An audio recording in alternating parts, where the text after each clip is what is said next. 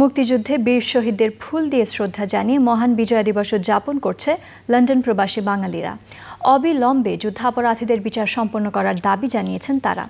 মোহাম্মদ ইমরানের তোলা ছবিতে লন্ডন থেকে জানাচ্ছেন এম.এ.আর. মুরাদ।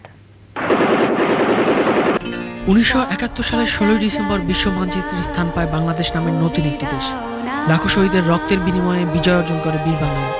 দেশ থেকে কয়েক হাজার মাইল দূরে বাস করলেও দেশের সেই সূর্য সন্তানদের শ্রদ্ধা জানাতে একটুও কার্পণ্য নেই প্রবাসী বাঙালিদের। প্রচণ্ড ঠান্ডা উপেক্ষা করে পূর্ব লন্ডনের বাঙালিপাড়া খ্যাত আলতাবালি পার্কে শহীদ মিনারে ফুল দিয়ে তারা শ্রদ্ধা জানিয়েছেন বীর শহীদদের। বিভিন্ন রাজনৈতিক ও সামাজিক সংগঠনের ব্যানারে সমবেত হয়েছিলেন কয়েক হাজার বাঙালি। রাত 12টা বাজার আগেই কানায় কানায় পূর্ণ হয়ে যায় পার্কটি। হ্যাপি ভিক্টরি ডে, জয় বাংলা। বিজয় দিবসে সবাইকে শুভেচ্ছা। সে সময় যুদ্ধাপরাধীদের বিচার প্রক্রিয়া দ্রুত সম্পন্ন করার দাবি জানিয়েছেন প্রবাসী বাঙালিরা। মহান 41তম বিজয় দিবসে এইটাই আমাদের দৃঢ় প্রত্যয়। আমরা যতক্ষণ পর্যন্ত যুদ্ধাপরাধীদের বিচার না হবে ততক্ষণ পর্যন্ত ঘরে ফিরে যাব না।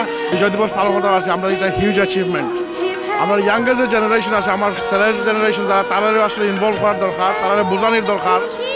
আজকে যদি আমরা মানুষের যদি জান দিতে না, তাহলে আমরা আসলে উই ওয়ন্ট বি হিয়ার। আজকে দীর্ঘ 9 মাসের ত্যাগ এবং তিতিক্ষার বিনিময়ে আমরা যে চূড়ান্ত বিজয় অর্জন করেছি, তা কোনোভাবেই যেন কোনো ষড়যন্ত্র নস্যাৎ করতে না পারে, সেজন্য আমাদের সচেষ্ট থাকতে হবে, সজাগ থাকতে হবে। আমরা এই প্রবাসে বিজয় দিবসের সবাইকে বিজয়ের শুভেচ্ছা জানাচ্ছি। সাথে সাথে যুদ্ধ অপরাধীদের বিচার যাতে অচিরেই হয় এবং আমরা 2-1 দিনের মধ্যে যাতে তাদের রায় ঘোষণা শুনতে চাই, এইটাই এই প্রবাসী বাঙালিদের কামনা। দেশকে এগিয়ে নিতে সকল রাজনৈতিক দলকে একসঙ্গে কাজ করার আহ্বান প্রবাসীদের। যুক্তরাজ্যের বিভিন্ন প্রান্ত থেকে কয়েক হাজার বাঙালি সমবেত হয়েছিলেন স্বাধীনতা যুদ্ধকালীন বীর শহীদ ও বীরাঙ্গনাদের শ্রদ্ধা জ্ঞাপনের জন্য, যাদের বেশিরভাগই কোনো রাজনৈতিক দলের সাথে সম্পৃক্ত না হলেও দাবি ছিল একটাই: স্বাধীনতা যুদ্ধকালীন মানবতা বিরোধী অপরাধীদের বিচার দ্রুত সম্পন্ন।